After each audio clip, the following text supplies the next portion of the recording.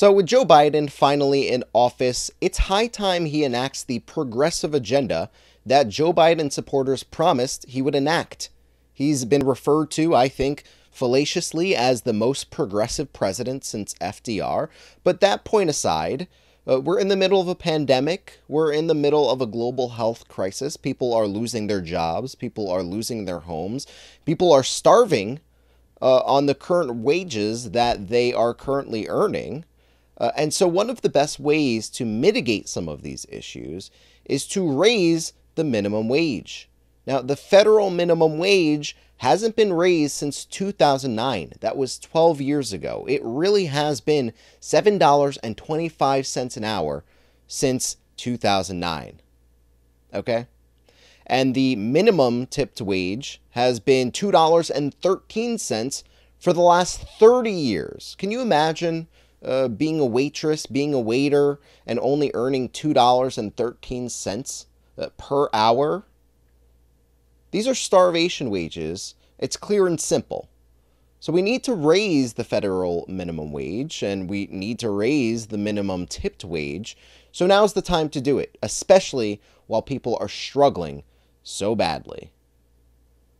But instead of dedicating political capital to persuade Democrats, mind you, to vote to raise the federal minimum wage, Joe Biden has been putting all of his capital into confirming Neera Tanden as head of OMB.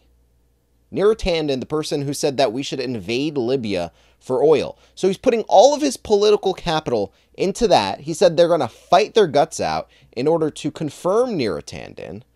And when it comes to including raising the minimum wage in this next COVID bill, Joe Biden says, you know, the Senate Parliamentarian, they said we can't do it. We got to respect their decision. The Senate Parliamentarian, you know, the Senate has its rules and we must defer to the Senate Parliamentarian. Try saying that 10 times fast. And it's just the juxtaposition of these two positions that the Biden administration holds, the Biden-Harris administration holds, we shouldn't exclude Vice President Harris from this, is really jarring. It's a jarring position to be taking at a time when so many people are struggling. So take a look at Joe Biden's press secretary when posed with the juxtaposition of these two positions. Take a look at how she squirms in order to answer this question and justify Joe Biden's position.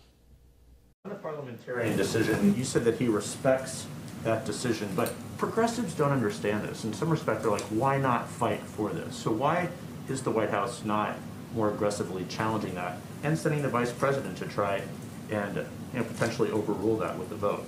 Well, the decision for the vice president to vote to overrule or to take a step to overrule is not a simple decision. It would also require 50 votes. As you know, it's not a one-step decision. And the president and the vice president both respect the history of the Senate. They are both formally served in the Senate, and that's not an action we intend to take. But the president is committed to raising the minimum wage, to working to determine the best vehicle forward to doing that. That's why he put it in the package. He wants it to be raised to $15 an hour, and he will be in touch with leaders from all wings of the party in determining the best path forward for that.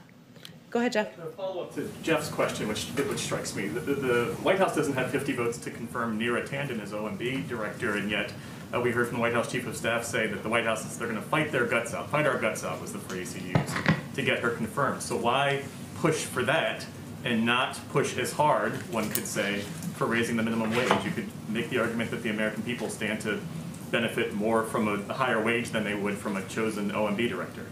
Well, I think that's mixing a few things kind of irresponsibly, if I'm just being totally honest. I would say on the minimum wage, the president included a raise of the minimum wage in his package because he felt strongly that it's long overdue, that men and women working hard, trying to make ends meet, shouldn't be living at the poverty level. That's why he put it in his package.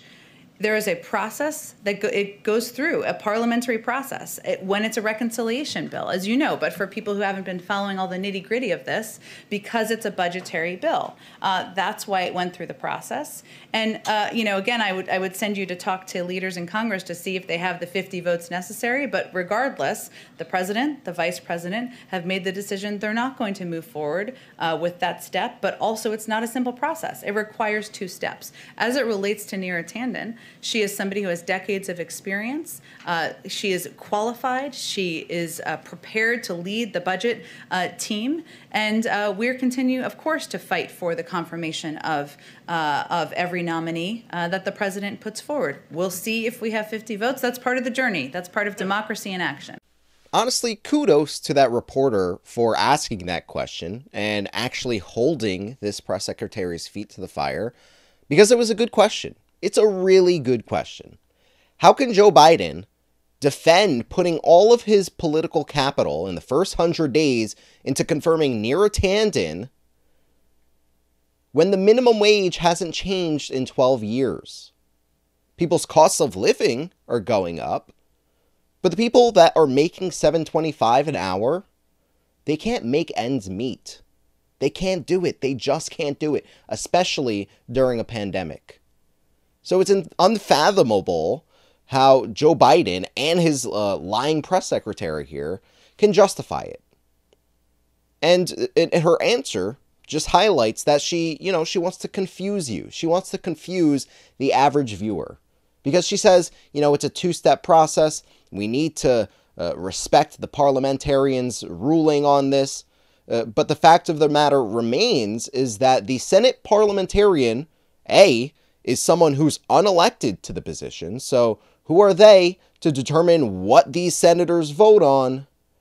And B, the vice president, who just so happens to be Kamala Harris currently, can overrule the Senate parliamentarian and include it in the bill. They can overrule the Senate parliamentarian, this person that's an unelected official, and put it in the bill. People say, there's a process. There's a process. They should respect the decision of the parliamentarian. It's, we have established institutions for a reason, and we should respect the Senate parliamentarian's decision. But it's baked into the process that the vice president can overrule the Senate parliamentarian. It's literally a part of the process. You can't use that as an excuse. You can't say, oh, well, we're going to defer to the Senate parliamentarian.